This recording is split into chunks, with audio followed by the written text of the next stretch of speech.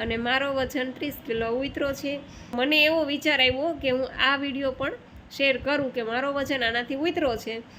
તો ઘણા લોકો એવા બિચારા પીડાય છે મોટાપાથી, ઘણી બધી બીમારી છે. ડૉક્ટરે કીધું છે કે વજન ઉતારો પણ ઉતરતો નથી. એ લોકોને ઉતારવો છે પણ વજન ઉતરતો નથી. તો એ લોકો માટે ખાસ આ વિડીયો ઉપયોગી થશે. સીતારામ બધાઈને. અત્યારે જો સવારના 9:45 વાગી ગયા છે. અમારે આ બધા જો નાસ્તો કરવા બેસી ગયા છે. અને આજે એમાં રાતની રોટલી વધી હતી ને એટલે આ ગરવો ભરીને રોટલી તળી નાખીશ. તળેલ રોટલી મીઠું છાંટીને કોઈ મજા આવે ખાવાની. કેમ ગાર્ડને જાવ છો? કોણ લઈ જાય છે?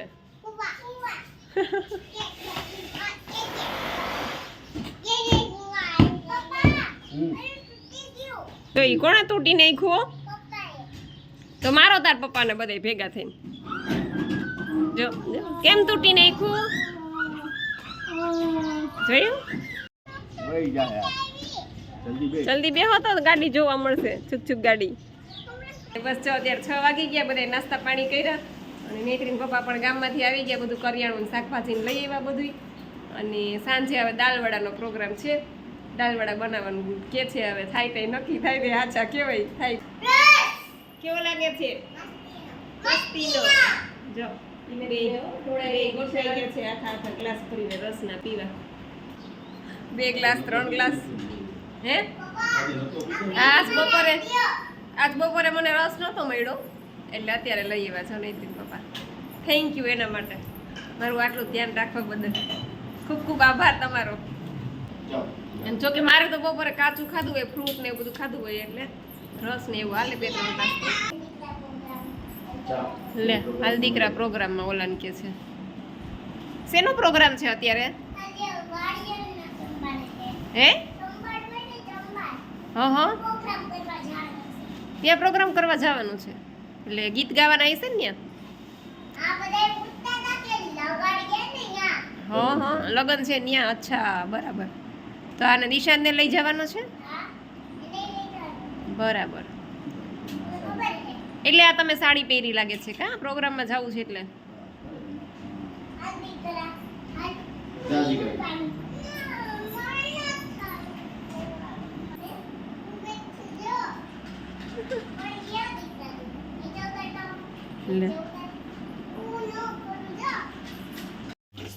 શું બનાવું કરતા હતા. પછી દાળવડા ફાઇનલ કરી નાખ્યા છે.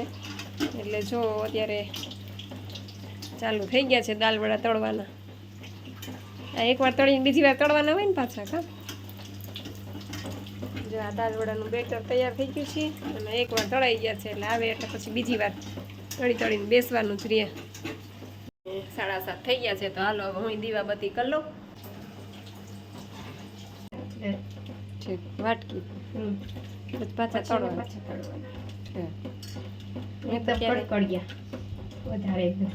એકદમ લાલ થવા દેવાના. મેં તો ક્યારેય કર્યા નથી. ચાલુ વરસાદ મજા આવે કા ખાવાની. હાલો બધે જો આ દાળવડાની તૈયારી થાય છે. જેને ખાવા હોય આવી જજો. કમેન્ટ કરજો કે કેવાક લાગે છે. દેખાવા તો સારા છે, પછી ટેસ્ટ કરીને અમે કહેશું કે આવી રીતના બનાવીએ છીએ. તમે કેવી રીતના બનાવો છો કમેન્ટ કરીને કહેજો. એમાં વહી ગઈ દળી? ખબર તને ખબર છે? બાકી નથી મળતી. અંધારામાં આવે નહીં મળે. હા તો એનાથી રમો ને. ચેન્જ થઈ ગયો એક ગ્લાસ. ચાલો 8:30 વાગી ગયા છે અને દાળવડા તૈયાર થઈ ગયા છે.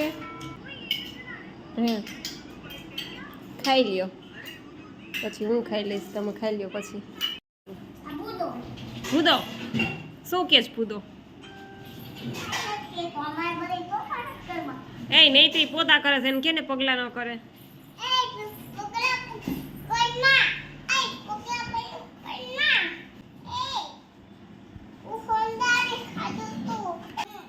ઠીક તું હંજવારી કઈ નૈત્રી પોતું કરે.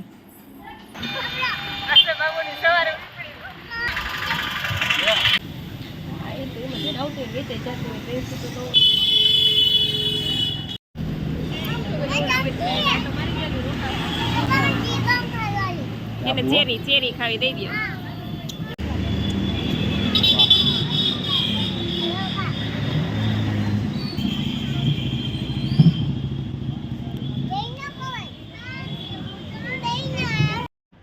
એવરીવન, જો અમે લોકો અત્યારે આવી ગયા છીએ ઘરે. ગામમાં ગયા, ગોલા ખાધા અને બસ ઘરે આવ્યા હમણાં થોડીક વાર થઈ.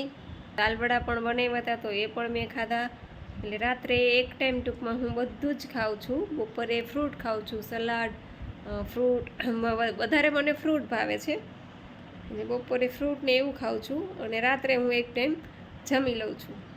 જો કે હવે મારો વજન ઉતરી ગયો છે એટલે હું જમું છું.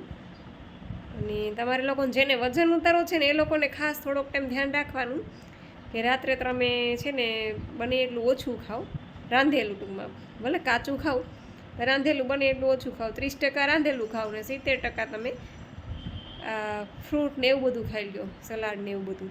એટલે પેટ પણ ભરાઈ જાય અને સંતોષ પણ થઈ જાય. તો હવે કાલની કોમેન્ટ છે એના બધા જવાબ આપી દઉં. કાલની કોમેન્ટ પડી છે તો બધાને. એમાં છે કોમેન્ટ છે એક બેનની, પિંકી વૈષ્ણવ કરીને છે. એ કહે છે કે ગ્રીન જ્યુસની રેસીપી મૂકો વિડીયો બનાવીને. તો ગ્રીન જ્યુસની રેસીપી મેં મૂકેલી છે આગળના વિડીયોમાં, એ તમે જોઈ લેજો. અને હજી આગળ પણ હું મૂકીશ.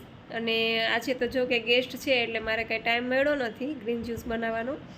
હમણાં વેકેશન કરવા બધા આવતા હોય એટલે. તો કાલે હું છે ને કદાચ ગ્રીન જ્યુસનો વિડીયો બનાવીશ, એટલે પરમ દિવસે કદાચ આવી જશે તમારો વિડીયો. અને વર્ષાબેન શાહ કહે છે કે આ NDSનું ડાયટ છે. તો હા વર્ષાબેન, આ NDS હું ફોલો કરું છું 3.5 વર્ષ થયા અને એમાં જ મારો વજન ઉતરો છે 30 કિલો.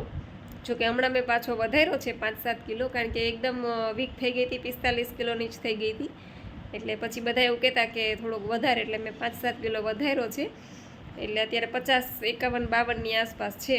અને હું 3.5 વર્ષથી આ જ ડાયટ ફોલો કરું છું. પછી બીજી કોમેન્ટ છે મન Thakar, thank you ma'am, I respect you. Thank you Manbhai, ખૂબ ખૂબ આભાર તમારો. અને પછી મયુરીબેન પટેલ કહે છે કે વોટ અબાઉટ મોર્નિંગ બ્રેકફાસ્ટ. તો એટલે બેન, બ્રેકફાસ્ટ તો હું કાંઈ લેતી નથી. સવારથી મારે નિર્જળા હોય છે 5 કલાક, 4 કલાક, 6 કલાક, જ્યાં સુધી રહેવાય ત્યાં સુધી હું નિર્જળા, પાણી પણ પીતી નથી.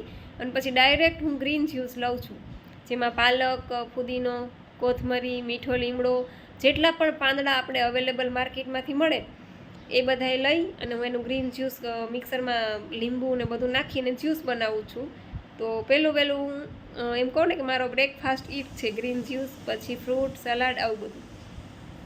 પછી ઉર્વીબેન પટેલ કહે છે કે તો જમવું ક્યારે? ભૂખ્યા રહેવાથી તો વજન વધે નહીં. સવારને સાંજ હું 1-1 કલાક વોકિંગ કરું છું. તો ઉર્વીબેન પૂછે છે કે તો જમવું ક્યારે?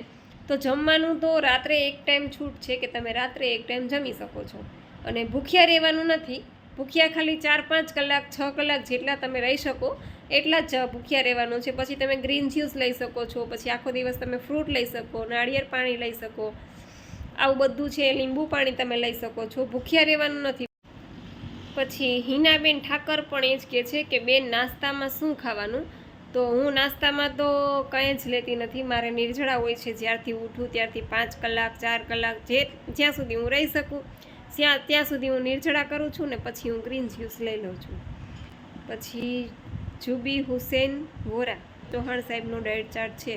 તો હા ભાઈ, આ વીવી ચૌહાણ સાહેબનો જ ડાયટ ચાર્ટ છે ને હું 3.5 વર્ષથી ફોલો કરું છું અને મારો વજન 30 કિલો ઉતરો છે.